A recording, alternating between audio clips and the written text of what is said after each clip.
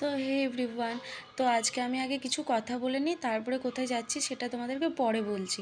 তো তাদের উদ্দেশ্যেই বলছি যে দেখো, আমি কিন্তু তোমাদের পিছনে লাগতে চাইনি, তাই একটাই কথা বলবো যে যেভাবে উঠতে চাইছে তাকে সেইভাবে উঠতে দাও। আর তোমরা তোমাদের মতো থাকো, তাই না? আমি তো কাউকে কিছু বলি না, আর আমার না ওই লোকের পা চাটতে ভালো লাগে না, তাই তোমরা আমার পা চাটছো মনে হয়।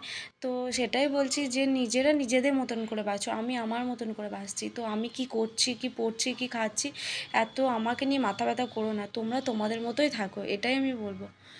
তো তাদের উদ্দেশ্যেই বলা ছিল যারা আমাকে নিয়ে বেশি আলোচনা করছিল।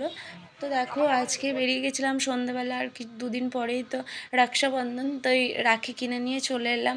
তো গেছিলাম মিয়ামার, মিয়ামার থেকে একটা চিকেন প্যাটিস খেয়ে চলে এলাম। তারপরে এই যে একটা বোনের বার্থডে ছিল পাশের রুমে, তো ওদের ঘরেও একবার গেছিলাম, দেখলে বাচ্চাগুলো এত খেলছিল। তো তারপরেই আমরা বাইরে এসেছিলাম, ও একটু ব্যস্ত ছিল, আর ওদের যেটা করার সেটাই ওরা করেছিল। তো তারপরে এই দেখো, ওরা খাবারটা ঘরে পার্সেল দিয়ে দিয়েছিল, তো আমি, দিদি আর বোনজি তিনজন মিলে খেয়ে নিলাম, তারপরে ভিডিওটা শেষ করলাম। টাটা।